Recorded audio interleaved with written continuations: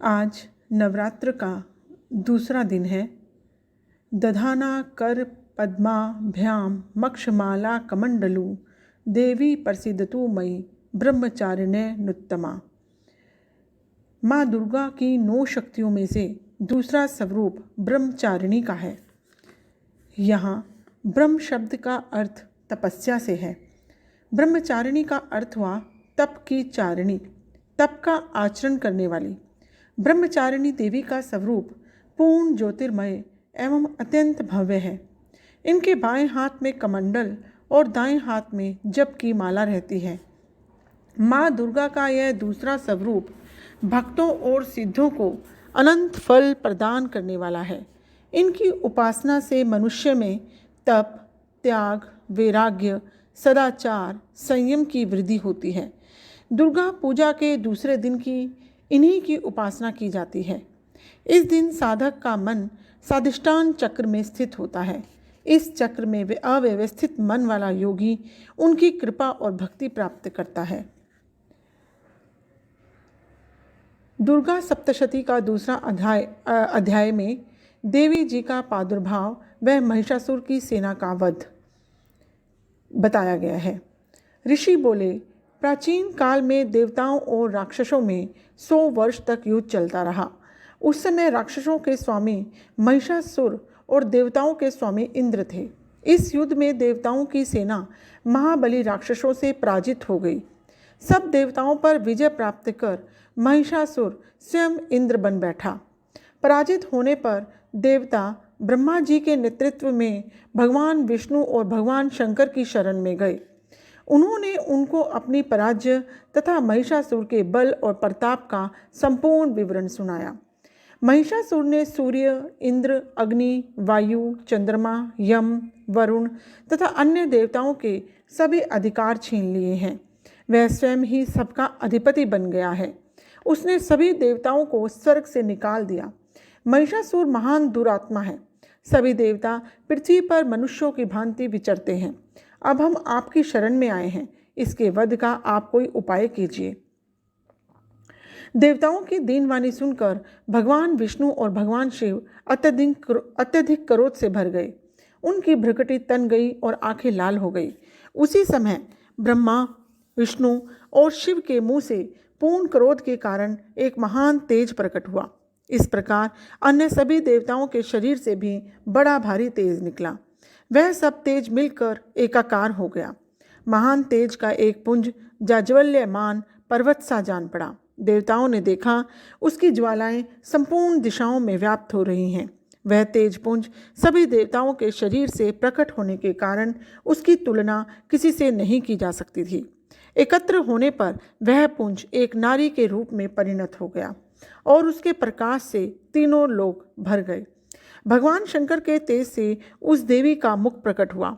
यमराज के तेज से देवी के बाल प्रकट हुए और विष्णु भगवान के तेज से देवी की भुजाएं प्रकट हुई।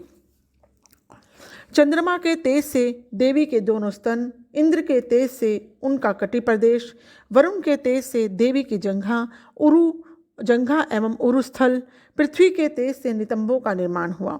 ब्रह्मा जी के तेज से देवी के दोनों चरण, सूर्य के तेज चरणों की उंगलियों, वसुओं के तेज से हाथों की उंगलियों का, कुबेर के तेज से नासिका का निर्माण हुआ।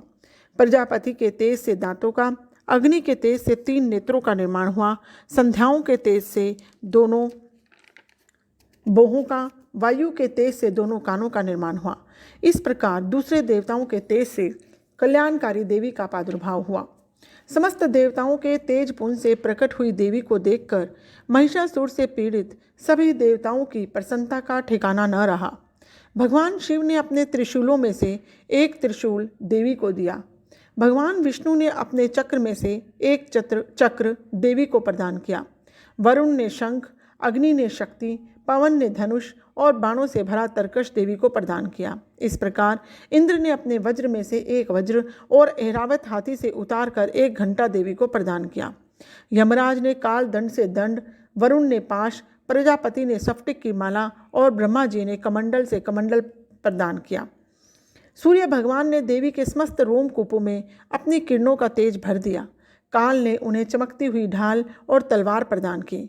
क्षीर सागर ने उन्हें उज्ज्वल हार और कभी जीर्ण न होने वाले 2 दिव्य वस्त्र भेंट किए। साथ ही उन्हें दिव्य चूड़ामणि, कानों के लिए 2 दिव्य कुंडल और कड़े प्रदान किए। इसके साथ ही उन्हें उज्ज्वल अर्धचंद्र बाहों के लिए बाजूबंद, चरणों के लिए नुपुर, गले के लिए सुंदर हंसली प्रदान की। उंगलियों के लिए रतन जड़ित अंगूठियां भी प्रदान की। विश्वकर्मा ने उन्हें फरसा और कई प्रकार के अस्त्र और अभेद्य कवच प्रदान किए। इसके अतिरिक्त कभी न मुरझाने वाले कमल के फूलों की मालाएं भी भेंट की। समुद्र ने उन्हें सुंदर कमल के पुष्प भेंट किए। हिमालय ने सवारी के लिए उन्हें सिंह और तरह तरह के रतन भेंट किए। यक्षराज कुबेर ने उन्हें मधु से भरा हुआ पात्र और शेषनाग ने बहुमूल्य मणियों से सुविभूषित नागहार भेंट किया। इस प्रकार अन्य सभी देवताओं ने भी अनेक प्रकार के आभूषण और आयुध भेंट किए। इस प्रकार सम्मानित होने पर देवी ने उच्च स्वर से गर्जना की। उनके इस भयंकर नाद से समस्त भूमंडल और आकाश गूंज उठा। देवी के अट्टहास से पृथ्वी कांपने लगी। यह घोर गर्जना कहीं समा न सकी। समस्त लोग क्षुभित हो गए। समुद्र में ऊंची ऊंची लहरें उठने लगी। पृथ्वी हिलने लगी। सभी देवता प्रसन्न होकर सिंह वाहिनी देवी की जय जयकार करने लगे। ऋषि मुनि भी भगवती देवी की नम्रतापूर्वक प्रार्थना करने लगे। इस प्रकार देवी भगवती ने सारे विश्व को भय मुक्त कर दिया। असुर सेना भी हथियारों सहित लड़ने को तैयार हो गई। महिषासुर क्रोधित होकर बोला, यह क्या हो रहा है? महिषासुर सेना के साथ उस तरफ दौड़ा जहाँ पर देवी भगवती अट्टहास कर रही थी। उसी समय उसने तीनों लोकों में व्याप्त भगवती को देखा। महिषासुर देखता है कि विश्वव्यापिनी देवी भगवती अपने चरणों के वश से पृथ्वी को रसातल में दबा रही है और अपने मुकुट से आकाश को छू रही है। उनके धनुष के टंकार से सारा पाताल लोक कंपायमान हो रहा है। महिषासुर ने देखा कि देवी भगवती ने अपनी सहस्त्रों भुजाएं सब दिशाओं में फैला रखी हैं। देवी का राक्षसों के साथ युद्ध प्रारंभ हो गया। अनेकों प्रकार के अस्त्र शस्त्रों से सबकी सब दिशाएं उद्भाषित होने लगी। महिषासुर की सेना का सेनापति चिक्षुर आगे बढ़कर देवी के साथ युद्ध करने लगा। दूसरे राक्षसों की चतुरंगिणी सेना लेकर चामर भी लड़ने लगा। उदग्र नामक महादैत्य भी 100,000 महारथियों को लेकर युद्ध में कूद पड़ा। महाहनु नामक दैत्य 1 करोड़ रथियों को लेकर और असिलोमा नामक अस्त्र 5 करोड़ सैनिकों को लेकर युद्ध करने लगा। वाशकल नामक राक्षस 60 लाख सैनिकों के साथ युद्ध क्षेत्र में कूद पड़ा। वृत नामक राक्षस भी 1 करोड़ रथी सेना लेकर युद्ध के मैदान में कूद पड़ा। विडालक्ष नामक राक्षस भी 1.5 करोड़ सेना लेकर भगवती से युद्ध करने लगा। अन्य राक्षस भी अपनी सेना, रथ, घोड़े, हाथी लेकर देवी भगवती से युद्ध करने लगे। राक्षसी सेना तोमर, भिंदीपाल, शक्ति, मूसल, परशु, पट्टीश, खड़ंग आदि शस्त्रों से लैस भगवती के साथ युद्ध करने लगे। कुछ राक्षसों ने देवी पर शक्तियाँ और पाश फेंके। देवी भगवती ने राक्षसों के द्वारा अपने ऊपर फेंके गए अस्त्र शस्त्रों को इस प्रकार काट डाला मानो कोई गाजर मूली काट रहा हो। चंडी देवी के तेज को देखकर देवता और ऋषि उनकी स्तुति करने लगे। इससे देवी उत्साहित होकर अपने शस्त्रों के द्वारा राक्षस सेना को निशाना बनाने लगी। उनका वाहन शेर भी क्रोधित होकर गर्दन के बालों को हिलाने लगा और दहाड़ने लगा। वह राक्षसों की सेना में इस प्रकार घूमने लगा मानो वन में आग लग गई हो। देवी क्रोध से भरकर नथुने फुलाकर श्वास छोड़ने लगी। उनकी प्रत्येक श्वास से सैकड़ों हजारों गण पैदा हो गए। उन गणों ने खग, भिंदीपाल, परशु, पटिश आदि से युद्ध करना शुरू कर दिया। वे देवी के गण राक्षसों का नाश करने लगे। कुछ गण नगाड़े, शंख आदि बजाने लगे। कुछ गण मृदंग बजाने लगे। तब देवी भगवती ने त्रिशूल, गदा तथा शक्तियों से आक्रमण कर दिया। रणचंडिका देवी ने तलवारों से सैकड़ों असुरों को मौत के घाट उतार दिया। कुछ राक्षस देवी के घंटे की आवाज़ से मोहित हो गए।